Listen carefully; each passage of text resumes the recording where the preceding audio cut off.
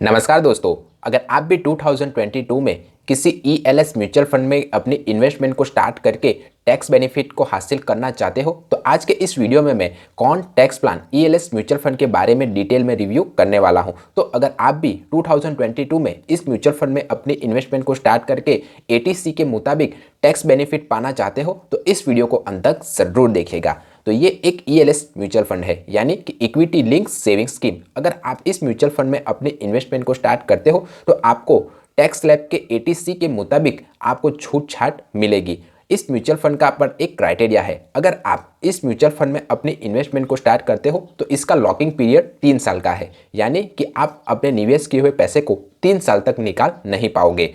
अगर अब हम इस म्यूचुअल फंड के अगर पास्ट रिटर्न्स के बारे में जाने तो इस म्यूचुअल फंड ने 1 साल में 61.0% का रिटर्न्स, 3 साल में 39.1% का रिटर्न्स, 5 साल में 28.1% का रिटर्न्स और ऑल ओवर जब से ये म्यूचुअल फंड स्टार्ट हुआ है तब से लेके अब तक इसने 22.9% का रिटर्न्स अपने इन्वेस्टरों को लाकर दिया हुआ है। आप जो यहाँ पर कैटेगरी एवरेज देख रहे हो वो ये बताता है कि इसी तरह के दूसरे ईएलएस म्यूचुअल फंड की तुलना में इस म्यूचुअल फंड ने कैसा परफॉर्मेंस किया हुआ है। तो इस म्यूचुअल फंड ने 1 साल, 3 साल और 5 साल में अपने कैटेगरी एवरेज को बीट किया हुआ है। तो इससे आप ये सीख सकते हो कि ये एक अच्छा और well performing ELS mutual fund है। और अगर आप इस म्यूचुअल फंड में अपनी इन्वेस्टमेंट को स्टार्ट करते हो तो at the long time of period आपको प्रॉफिट ही देखने को मिलेगा।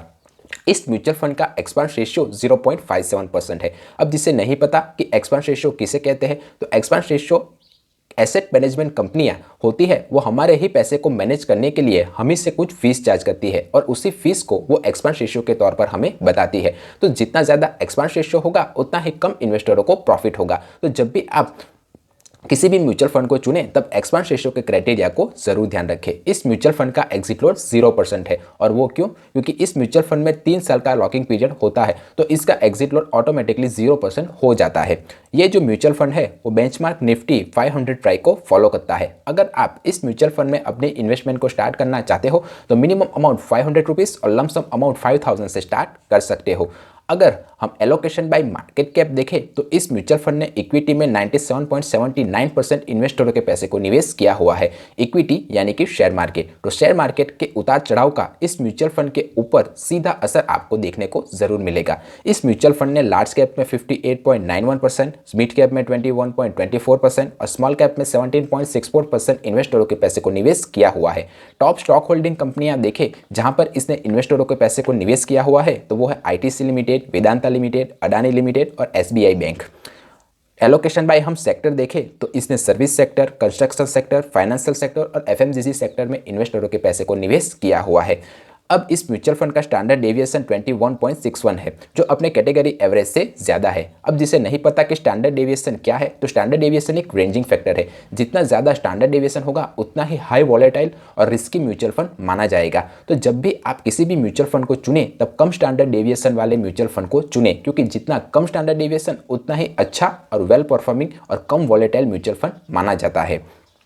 मैं एक छोटे से एग्जाम्पल के तौर पर आपको समझाऊं तो मान लीजिए आपने किसी म्यूचुअल फंड में 100 रुपये निवेश किए और उसका स्टैंडर्ड डेविएशन अगर 2% है तो वो म्यूचुअल फंड ज़्यादा से ज़्यादा आपको 102 रुपये और कम से कम 98 रुपीज़ के बीच में रिटर्न्स लाकर देगा। तो जितना कम स्टैंडर्ड डेविएशन होगा उतना ही वेल परफॉर्मिंग और कम वॉलेटाइल म्यूचुअल फंड को माना जाएगा।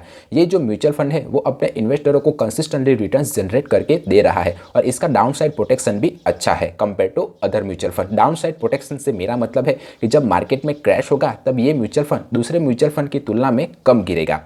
अब हम इस म्यूचुअल फंड पर लगने वाले अगर टैक्स के बारे में जानें तो अगर आप 1 साल के बाद अपने निवेश किए हुए पैसे को निकालते हो तो आपको long term capital gain tax 10% का अपने निवेश किए हुए अमाउंट पर निकालने को आपको पड़ेगा, पर उसमें से भी आपको 1 लाख रुपीज़ का अजम्पशन मिल जाएगा। पर अगर आपने 1 साल के भीतर ही अपने निवेश किए पैसे को अगर निकाल लिया तो आपको 15% का short term capital gain tax पूरी अमाउंट पर देना पड़ेगा।